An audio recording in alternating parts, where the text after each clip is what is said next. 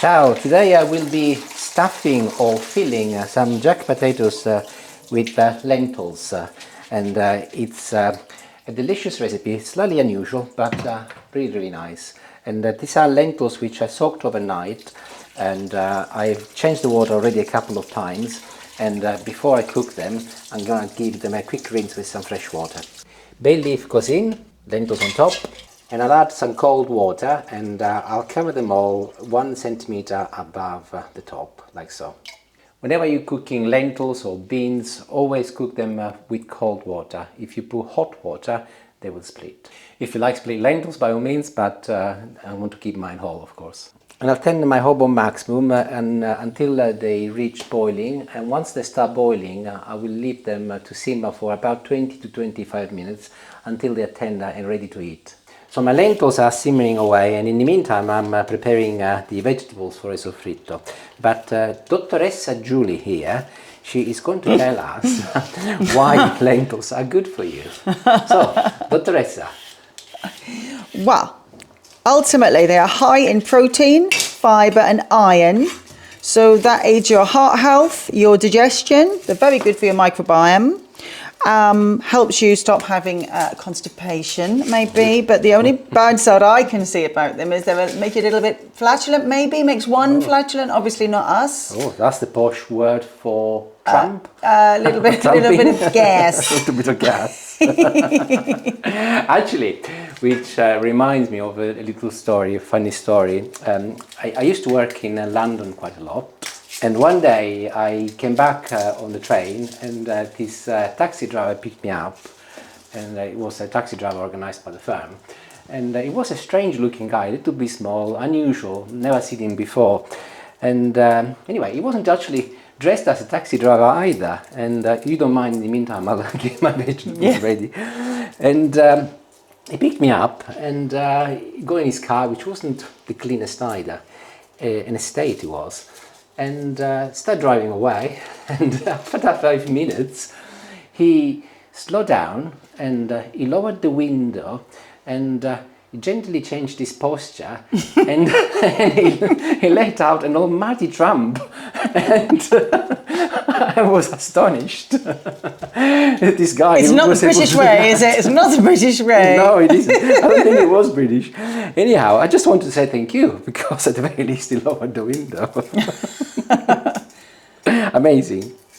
So I am working on my soffritto, and whilst talking about my taxi driver friend, I have peeled a carrot. I got here a couple of cloves of garlic, also an onion. This is a white onion, but also you can use a red one if you like. And I'll chop them up in little pieces. Also, I'll be adding a stick of celery to this in a moment. You can leave the onions relatively large in size, but I would recommend the carrots to chop them in little pieces, as this will be going inside my potato later, so I don't want them to be too big. And as I mentioned before, true Italian style, I will also be using a stick of celery. Do remove the strings, as they can be quite annoying and you'll find them in your teeth. Soffritto in Italy, the traditional soffritto is made of these three vegetables, onion, celery and carrot, but also I will be adding some garlic today. And just like I did with the carrots, I'll chop the celery in little pieces.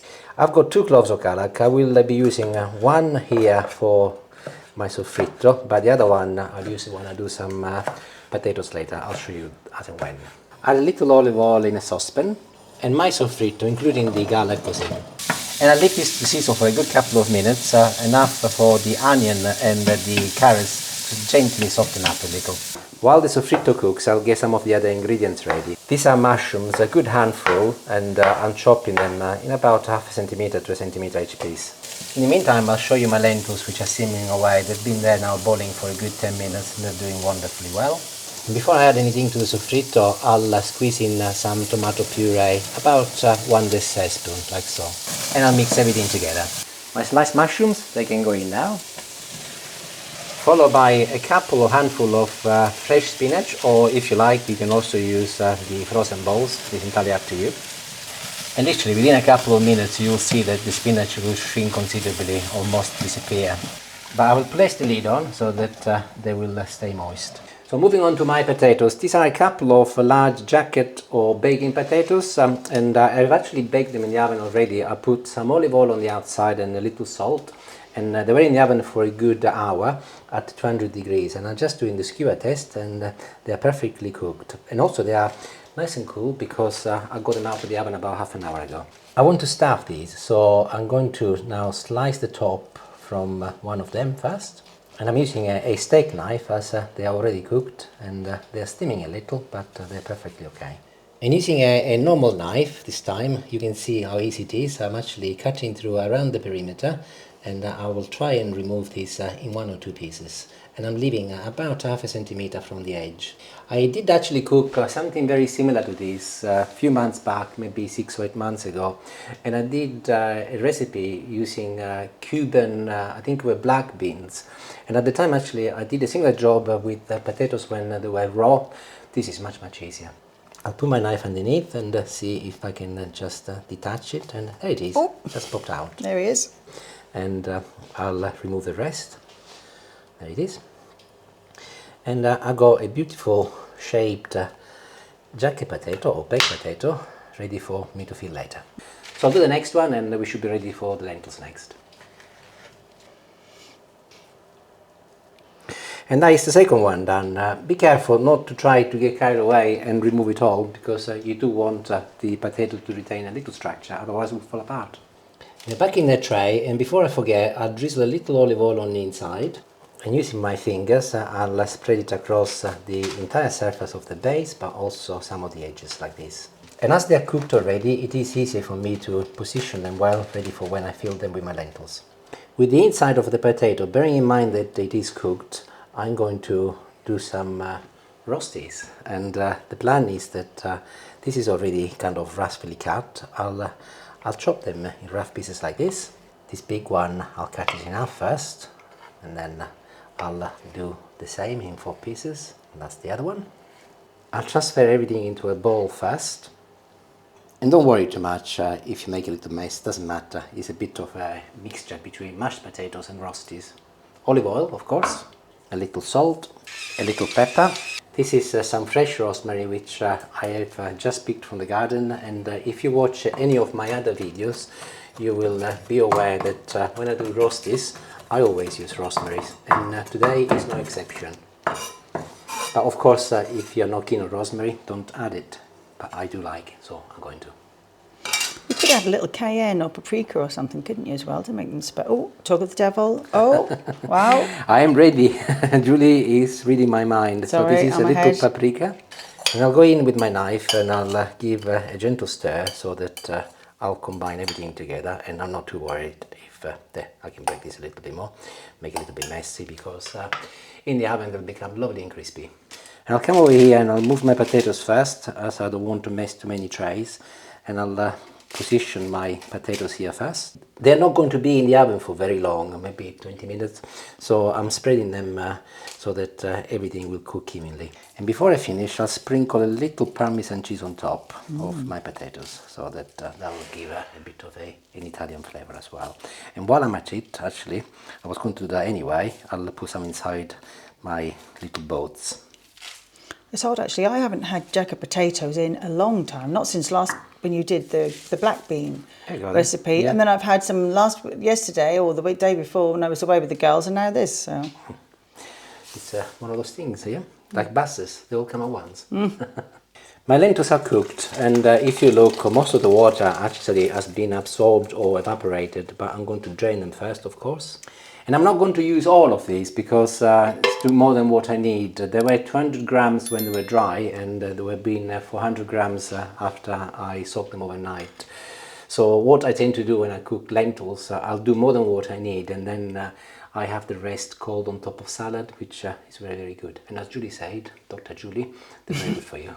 And I'm back on the hob with my vegetables, and I will add some of my lentils. Today I'll be putting maybe 4, what do you say, Julie? 4 spoons like this? I think 3 might be it, almost. Yeah. Always have some left over, it doesn't matter, does it? However, don't forget to remove the bay leaf if, like me, ended up inside it. These are chili flakes. I'm going to add just a little, not too much, as Julie's not too keen. followed by about a teaspoon of paprika. This is smoked paprika, by the way, but you can use any paprika you like. And my last spice is going to be cumin, but I'm going to be using a little teaspoon as I want to make sure that I do not go over the top, just under half a teaspoon. Followed by the juice from half a lemon. This is the water from the lentils which I drained off, so do not throw it away. And I'll add it to my vegetables and lentils. I'll turn the temperature up slightly and I'll mix everything together, and once everything is boiling, which is actually straight away, I'll turn it down and I'll leave it to simmer for about 10 minutes or until all of my water has almost gone, but I want to make sure that it stays nice and moist, of course. I nearly forgot the garlic. The idea is that this goes on top of my potatoes, and I'm going to grate it into tiny little pieces using this normal cheese grater. I should have really done this before when everything was in the bowl, so if you can do it beforehand, even better, but if like me you've forgotten and you like garlic, you can do it now. The reason why I am grating it or doing it really fine is because I want the garlic to go across all of my ingredients, so that is a better way, I think, personally, but entirely up to you, of course. 10 minutes on, and if you look, my lentils are cooked and everything is combined, but also nice and moist, which is exactly what I was after.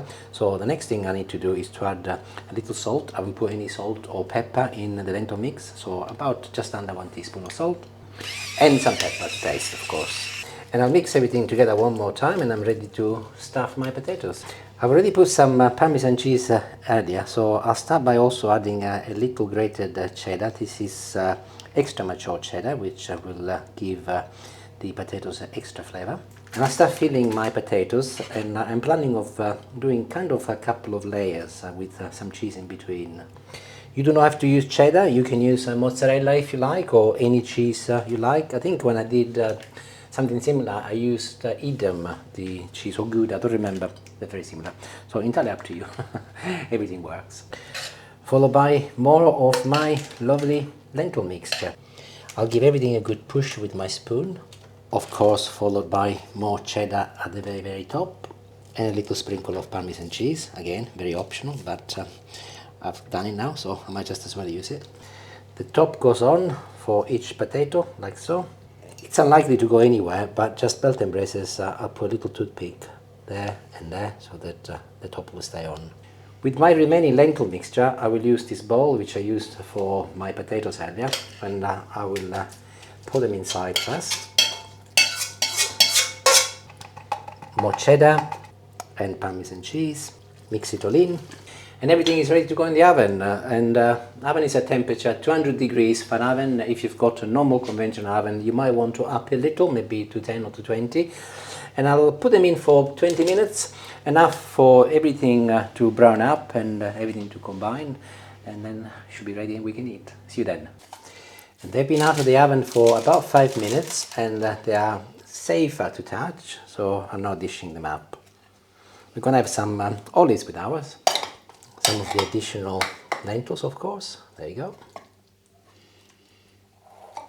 I've tried the potatoes, by the way, they were lovely. Trust you. And potatoes.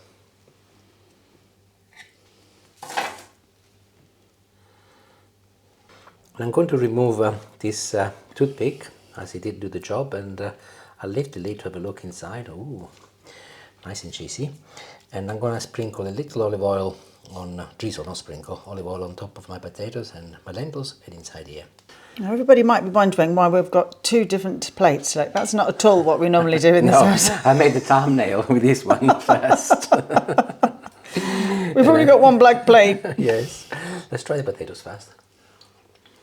I do not often put garlic in potatoes, but it's really nice. Lovely, isn't it? Yeah. Absolutely beautiful. And here I've shown you the inside of this. Let's have a look if I just quickly have a quick mix inside. Ooh, quite something to look forward to. This is going to be Julie, so I'll No, it's not. This one's me. I'm having the untouched one. Okay, but I'll try these lentils and then I'll go.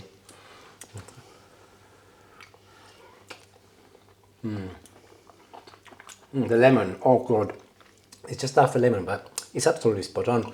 And Besides being that they are very economic to bike and also to buy, not to bike, this language, to buy and also very good for you, they taste absolutely wonderful. Why would you not try lentils? Enjoy them if you make them. They are really, really good. Arrivederci, grazie, and as always, buon appetito. Ciao, ciao.